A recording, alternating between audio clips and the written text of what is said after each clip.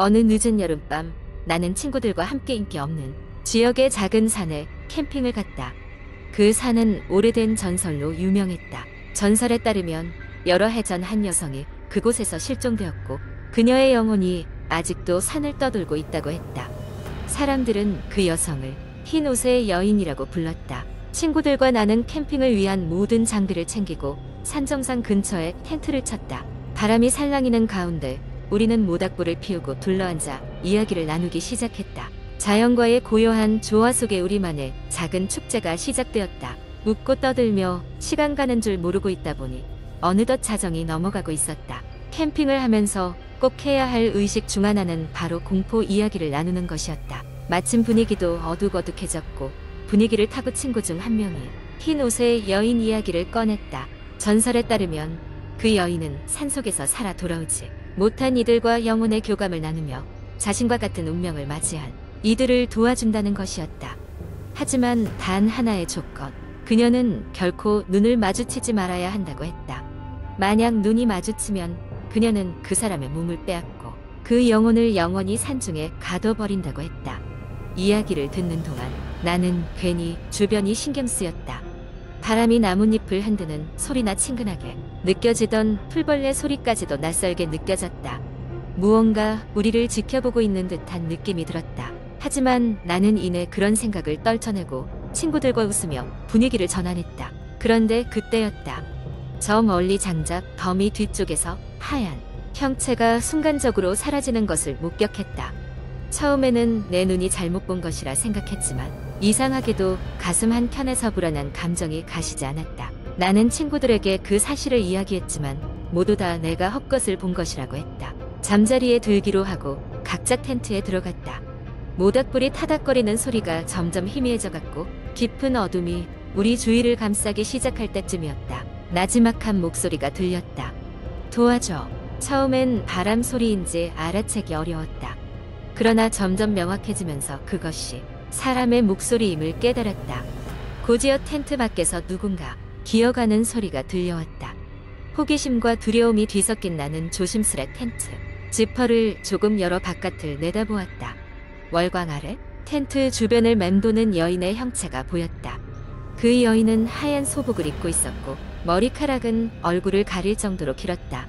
흰 옷의 여인이었다. 그 순간 나는 온몸이 얼어붙는 것 같았다. 그래, 이야기가 진실이었다면 눈을 마주치지 않아야만 했다.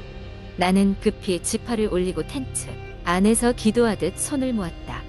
그녀의 목소리가 점점 더 가까워지더니 텐트 바로 위에서 멈췄다. 울음 같은 소리가 들리고 왠지 모르게 서늘한 공기가 텐트 안을 스며드는 것 같았다. 다시 한번 조심스럽게 귀를 기울였다. 눈을 떠 나를 봐. 그녀의 목소리가 아련하게 속삭였다. 온갖 공포가 나를 사로잡았지만 나는 필사적으로 눈을 감고 있었다. 그리고 문득 그 순간이 지나자 주변의 기운이 사라진 듯 평온해졌다. 무거운 사이런스가 나를 덮쳤다. 마치 아무 일도 없었던 것처럼. 다음 날 아침 나는 친구들과 함께 서둘러 짐을 챙겨 산을 내려왔다. 우리는 아무 말 없이 서로의 눈치를 보며 하산했다. 마치 밤사이 어떤 일이 있었는지 이미 알고 있는 듯이.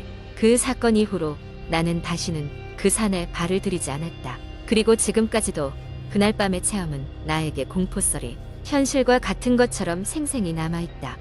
누구에게도 말하지 못한 밤의 기억이지만 지금도 가끔 그 소름 끼치는 흰 옷의 여인의 속삭임이 귀에 맴돌곤 한다. 두 번째 이야기. 어느 늦은 여름밤 대학생인 민주는 늦은 그룹 프로젝트 모임을 마치고 집으로 돌아가고 있었다. 시계는 이미 자정을 넘어서 새벽 1시를 가리키고 있었고 주변은 적막했다. 버스 정류장에서 내린 그녀는 집까지 20분 정도 걸어가는 동안 귀에 이어폰을 꽂고 음악을 들으며 혼자만의 시간을 즐기고 있었다. 그런데 걷다 보니 이상한 기분이 들기 시작했다. 마치 누군가가 뒤에서 자신을 조용히 따라오고 있는 듯한 느낌이 들었다. 민주는 이어폰을 빼고 조심스럽게 뒤를 돌아봤지만 거리에는 아무도 없었다. 피곤해서 그런가 보다 라며 다시 이어폰을 착용하고 걸음을 재촉했다. 하지만 그 기분은 쉬이 가시지 않았다. 조금 더 걸음을 옮기던 중 문득 뒤에서 민주야 하고 그녀의 이름을 부르는 소리가 희미하게 들렸다. 놀란 그녀는 급히 뒤를 돌아봤으나 여전히 거리엔 아무도 없었다. 정말 이상하네. 속으로 중얼거리며 그녀는 발걸음을 더욱 빠르게 옮겼다. 집에 거의 다다랐을 때쯤 그녀는 또다시 그 소리를 들었다. 민주야. 이번엔 조금 더 가까운 거리에서 들리는 것 같았다. 놀란 마음에 본능적으로 달리기 시작한 그녀는 어느새 집에 도착해 문을 열고 황급히 집에 들어갔다. 문을 잠그고 나서야 겨우 안도의 한숨을 내쉴 수 있었다. 하지만 그날 밤 그녀는 좀처럼 잠이 오지 않았다. 이상한 느낌을 떨쳐낼 수가 없었다. 침대에 누워 잠을 청하려던 순간 창문 밖에서 누군가 그녀의 이름을 부르는 소리가 다시 들렸다. 민주야. 이번에는 확실하게 들을 수 있었다. 그녀는 공포에 질려 침대에서 일어나 커튼을 조심스럽게 젖혔다. 하지만 저 너머로 보이는 건 어두운 거리뿐 사람의 흔적은 어디에도 없었다. 그녀는 그저 기분이 나빴던 날로 생각하고 무시하기로 마음먹었지만 다음 날도 그 소리는 계속되었다. 밤이 되면 어김없이 들려오는 민주야 라는 소리. 점점 그 빈도와 그 소리가 들려오는 거리가 가까워지는 것만 같았다. 소리는 집 안까지 들려왔고 급기야 집 내부에서 들려오는 것 같은 착각에 빠지기까지 했다. 두려움은 극에 달했고 그녀는 친구들에게 이 이야기를 털어놓았다. 친구들은 그녀를 한심시키며 서두에 스트레스에서 기인한 환청일 수 있다고 조언했지만 이상하게도 그들 중 몇몇은 민주가 다니던 길에서 비슷한 이야기를 들은 적이 있었다며 찜찜해했다. 며칠 후 민주와 그녀의 친구들은 용기를 내어 그 길을 다시 찾아가 보기로 했다. 낮이라면 덜 무섭겠지 하고 위안을 삼으며 걷다 그들은 우연히 길과 작은 산속으로 이어지는 오솔길을 발견했다. 그리 깊지 않은 숲, 나무와 잡초가 무성한 곳으로 발길을 옮겼다. 그곳에는 오래되어 보이는 폐가 한 채가 있었다. 호기심 반 두려움 반으로 그곳을 조사하던 중 그들은 폐가 벽에 붙어있는 오래된 신문 기사를 발견했다. 기사에는 수십 년 전 이 지역에서 실종된 한 소녀에 대한 이야기가 적혀 있었다. 이름은 민지, 그리고 마지막으로 목격된 장소는 지금의 폐가 근처였다. 민주와 친구들은 등골이 오싹해지며 그곳을 서둘러 떠난 후 더는 그 길을 다니지 않았다. 그 후로도 그 소녀의 소리라는 민주야는 더는 들리지 않았다. 다만 그때마다 자신을 부르던 그 음성이 실종된 소녀가 자신을 알아봐 주길 바라는 애절한 외침이었음을 어렴풋이 깨달을 뿐이었다. 세 번째 이야기. 대학교에 진학하고 나는 캠퍼스 내에 있는 기숙사에 배정받게 되었다. 낡긴 했지만 나름대로의 운치가 있는 오래된 건물이었다. 처음에는 새롭게 만난 룸메이트도 좋고 대학 생활의 시작에 대한 기대감에 들떠 있었다. 내가 배정받은 방은 4층 끝에 위치한 413호였다. 4층은 건물에서도 가장 적은 인원이 사용하고 있는 층이라 꽤 조용했다. 기숙사에 적응한 지 일주일쯤 되었을 무렵 나는 이상한 점을 느끼기 시작했다. 밤이 되면 벽 너머에서 이상한 소리가 들려왔다. 처음에는 간단한 바람 소리나 수도관 소리겠거니 했지만 시간이 지날수록 그 소리는 점점 뚜렷해졌다. 어떤 날은 깔깔거리는 웃음소리 같았고 또 어떤 날은 낮은 음성으로 우월되는 소리처럼 들리기도 했다. 침대에 누워 그 소리를 들으면서도 나는 무슨 일이지? 하고 내심 무서워졌지만 어떻게든 괜찮을 거라고 자신을 안심시켰다. 하지만 룸메이트마저 너도 그 소리 들었어? 라며 묻자 이제는 더 이상 무시할 수 없게 되었다. 우리는 그 소리의 정체를 밝혀내기 위해 며칠 동안 밤마다 소리의 근원을 찾아 나서기로 했다. 처음엔 각자 방에서 소리를 듣다가 나중에는 손전등을 들고 복도를 걸어 다니며 소리의 근원을 추적했다.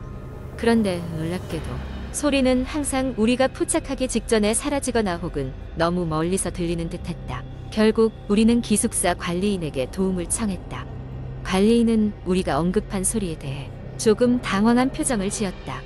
그는 몇 년 전에도 비슷한 이야기를 들은 것 같은데 하며 말을 흐렸다. 그러더니 잠시 후 우리에게 413호에 대한 오래된 이야기를 들려주었다. 이 기숙사가 세워지기 훨씬 전 지금의 기숙사 자리에 작은 주택이 하나 있었다고 한다. 그곳에서 혼자 살던 노인이 어느 날 갑자기 사라지고 그 이후로 그의 집에서 이상한 소리들이 들려왔다고 한다. 그 소리들은 집이 철거될 때까지 계속되었고 기숙사가 세워진 후에도 간혹가다 들린다고 했다. 이야기를 듣고 나니 등골이 오싹해졌다. 그런 이야기를 옛전설로 믿지 않는 편이지만 계기가 계기였던 만큼 마음이 편하지 않았다. 그럼에도 불구하고 기숙사는 나의 유일한 주거지였다. 얼마 후 나는 다른 층으로 방을 옮기기로 결정했다. 이사를 하고 나서도 가끔씩 그 소리가 떠오르긴 했지만 더 이상 들을 일은 없었다. 새로운 방에선 아무 이상이 발생하지 않았고 나의 대학 생활은 평온을 되찾았다. 몇 년이 지나고 졸업을 앞둔 나는 문득 그 기숙사를 다시 방문해 보기로 했다. 413호를 찾아가 보니 그 방은 이제 비어 있었다. 관리인에게 물어보니 그 방은 더 이상 학생들에게 배정되지 않는다고 했다. 그제서야 나는 그 방이 어떤 의미였던 것인지 알 수 있었다. 그것은 단순한 슬픈 옛날 이야기에 불과했다.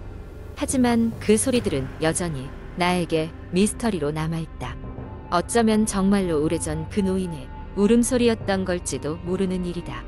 이것이 바로 인터넷에서 흔히 볼 수 있는 기묘한 공포썰의 이야기다. 이 이야기는 새로운 장소에서 경험과 미지의 공포를 다루며 이상한 일상 속의 불편한 진실을 탐구한다. 공포는 때로는 실제로 겪었던 우리의 경험과 맞닿아 있기에 더욱 스릴 넘치고 무섭다.